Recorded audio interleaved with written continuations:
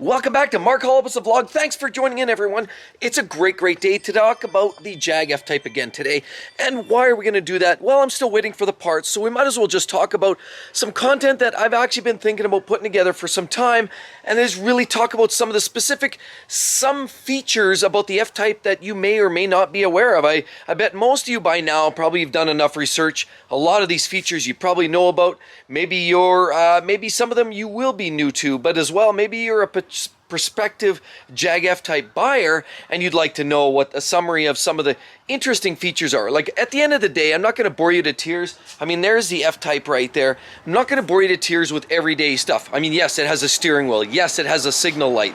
Yes, it has brakes and it has lights. I mean, I'm not going to bore you with those things. I'm going to talk about some of the more specific and unique elements of this car, some features that maybe aren't that obvious, especially from the outside looking in. Once you own it, some of them become obvious, some of them not, but I want to share those features with you. And then maybe if you have any down below that I haven't touched on, I'd love to hear about it in the comments section, because I'm always learning and I love this car. Every day I get behind the wheel is another great day, because every day is essentially almost an event.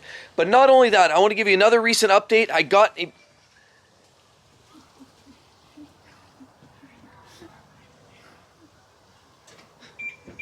And that was one of my silly daughters. Yeah, she's trying to be a little goofer. But anyhow, other than that, a recent update. Unfortunately, I'm still waiting for some of the parts to cross the border. I got a notification finally after about a month and a half that they're en route. That now I also got a call that I have to pay some duties and fees and what kind of other jazz. That's all part of shipping this stuff sometimes. So I've got notification. They are en route. The other thing I want to comment is the back tire. So as you can see, we've got 295 slicks on the back here, essentially Pirelli P0s, and they're not really that cheap a tire. But unfortunately, I drove in yesterday out for going after a big drive, and I noticed the tire pressure warning light was coming on the one tire. And unfortunately, that meant that there was an issue. I've never had an issue before. But while I saw the light, and then I decided to actually wash the car, because it got a little light sprinkle on. It had that dusty film, so it looked terrible. So I washed the car, but as I was washing the car, there was a bunch of bubbling. I could hear the bubbling on the tire where there was an obvious leak. It made it very easy to track the issue. And so I did. I rolled the car forward. Lo and behold, there was a big screw in the tire. Now, they're not cheap tires. They have a lot of wear left. They're almost new. I would say probably 80% left. So I didn't really want to just splurge for a brand new set of skins. So I took it to one of my favorite shops, Trail Tire, here on 127th Street here in Edmonton.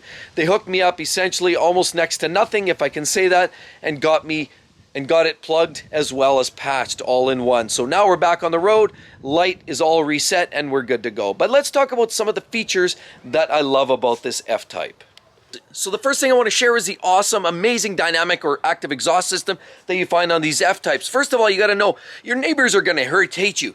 I mean, look at my neighbors over here. It wakes them up half the time.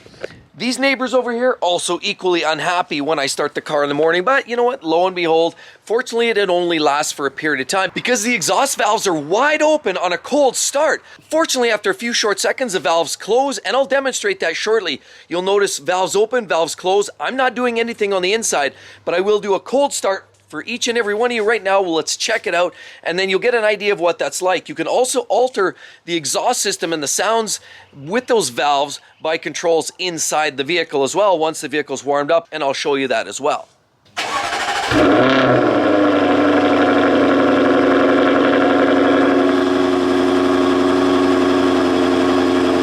So now if you listen, it's running essentially in what, comfort mode or base format mode right now. But if you toggle the dynamic mode, all of a sudden you have wide open valves right from zero idle all the way up. So you'll have, as soon as I activate it here, and I'll demonstrate that in a second, you pull that, you're going to have noise. You're going to hear the increased rumble right from the low RPM all the way through the entire rev range. That's where you'll also get all the snaps and crackles and bangs and pops. And it's the ultimate mode to be in, wide open valves. So here it goes. You can actually hear a little bit louder. There's more rumble there now. You can actually hear it. And then, if we turn that off, and then if we just activate the exhaust valve button, What that does is it'll only open the valves after about 1500 RPM. So if you're normally driving around in idle or low idle, or you're driving, cruising in traffic or cruising on the highway, you won't have that louder drone, the louder noise. You won't have the snap and crackle and pop until you've exceeded 1500 to 2000 RPM. So once you're in the higher rev range, it opens the exhaust, and then you idle back down or just cruising along gently, and it actually quietens down. So it's nice for cruising around the neighborhood. It allows you to find that happy medium. So that's the mode that I find most usable and the most functional, and kind of the nicest mode to drive around in. Now again, this is one of the biggest party tricks, and whether you activate the actual dynamic exhaust completely and wide open, or you use the exhaust button itself, either way you get these great sounds.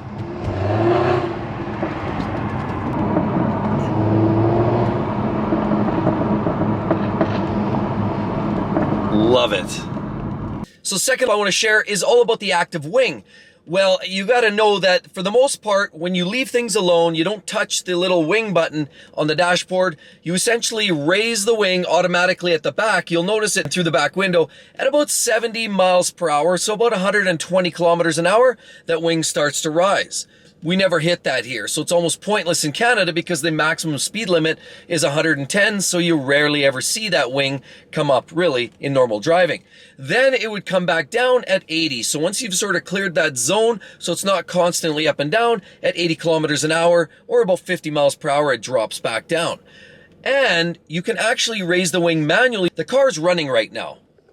As you can see, we've got an idle. We're at about 700 RPM. And looking down here, here's the wing button. So I press that, and you'll notice a button comes on, and I'll even hold it, but nothing's going on back there. It's basically stuck. And that's because it's not designed to operate when the vehicle's running. Now, there's some markets, I hear, some places maybe in Europe where they say that actually does work. You can run it at any point. But it doesn't work here. I'm in Canada. I suspect I've heard most of US vehicles as well, the same thing, that it doesn't work. It does in fact work when you turn the vehicle off. And I'll give you a demonstration. There, it's off. And now let's activate the wing. Now you got to press and hold it.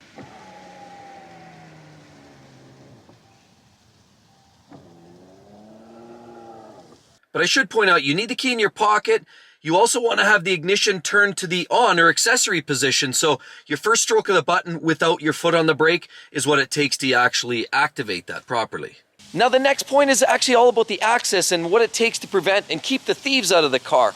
Here, let me show you what it means when I don't have the key in my pocket. So we walk up and nothing. We can try to pull on that. Essentially, it's not letting me in. Nothing, it's quiet. So now I actually have the key. As you can see right here, I have the key, and I'm gonna put it in my pocket for now, right there. And then let's come on over here and see what it does. Now, of course, it opens it, lets us get in, and we're good to go.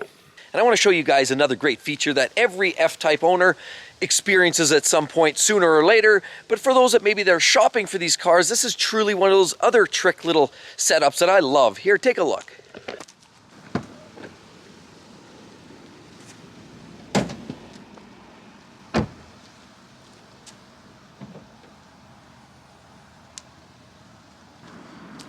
Gotta love that forward opening clamshell hood. Absolutely looks bananas, eh?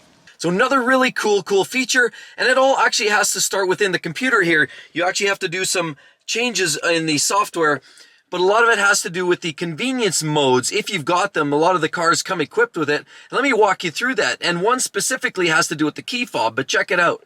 So there you are, you can see the ignition is turned on, but the vehicle's not running. But if you look there, we're gonna hit the menu button right there. And then you see vehicle settings, you can scroll through, and then we can go up and down, vehicle info, driver assistance, trip, display, vehicle settings, which we will go into. Let's click into there, and then we can go down with this button, we can go down to convenience features right there, toggle over right there. And now if you look, you can do all these, reverse to dip the mirror.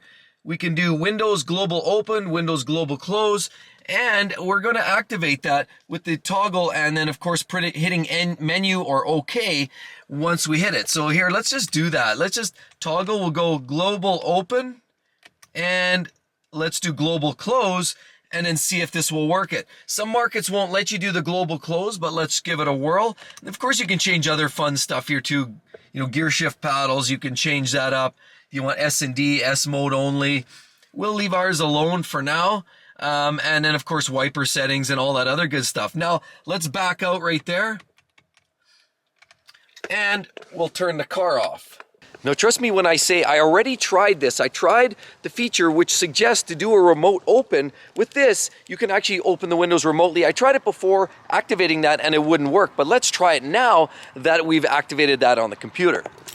With the open button right here, we press and hold. Look at that. We get the global open, and then let's try the close. And I actually wasn't thoroughly disappointed. To actually try the remote close didn't work. There's some software that overrides it apparently in the US, Canadian markets. They don't like, apparently the attorneys got a hold of that and said that there's too much risk in children crushing their fingers. So even with activating it in the dash, as I did with the remote open, it didn't work with the remote control. And another great feature I love about the car, if you look at it and the shape of the door, you'll notice that it sort of rides higher towards the back of the door, towards the back of the car. And that's not by accident. Partially is by design in terms of aesthetics and cosmetics, but some of it is actually for convenience. And here, check it out. I mean, how many times has your buddy opened your door only to scrape it on this ugly curb right there and cause all kinds of damage on the bottom of your door? Well, guess what? We open this up, we open the door, and you'll see it clears very, very easily. And if you look at the door, the general shape of it, it actually slightly rides up. So as the door opens, it sort of rises almost, so it clears these kind of horrible edges. I mean, look at the height that you actually get out of it. You've almost got, without measuring, I would say you've got almost 1.5 feet of space from the concrete to the edge of the door where it can become a problem. So I'm just gonna close that, and there you have it. It's a beautiful thing, undamaged. But realistically, everyone, you know what, we're talking about hidden features, and we're talking about an F-Type and hidden features. Ideally, there's some things you just don't want to hide. I mean, look at the design of these cars. We definitely don't want to hide the look of that car. I mean, from the front, it absolutely looks beautiful. Arguably one of the most handsome, sexiest, most beautiful cars on the street today. I mean, let's just do a walk around. I mean, the front angle is delicious. The side angle looks sporty and very elegant, but yet, you know, with the hips, it looks very, very powerful and mean. And then as you circle around to the back, easily one of the best views, especially of the coupe. You lose some of that with the convertible because it kind of goes straight across, but with the coupe, it definitely looks a lot like a 911 Turbo from a distance anyhow. I mean, you've got these great massive hips right there. And of course, with the coupe, it definitely exaggerates those hips. And that's really why I went for the coupe. I mean, the convertible would probably be a nicer, more enjoyable driving experience for a sunny day, but the coupe definitely has the look. And with that look, there's nothing else that beats this out there other than, even an Aston Martin is really arguably on the same page. These are absolutely stunning cars. And why on earth would you want to hide anything about that? So that's definitely not a hidden feature. That's a feature that everybody gets to see and enjoy from a distance. So that's all I wanted to share with each and every one of you. I know a lot of these features you probably know, some you don't know. Maybe you learned something today. Again, drop a line if there's something that you learned today or something that you know that I didn't mention. But it has been a fun week either way. And did you know also that regarding the Mercedes, I had some recent dealers reach out. And as you all know, you know what's going on right now in the marketplace.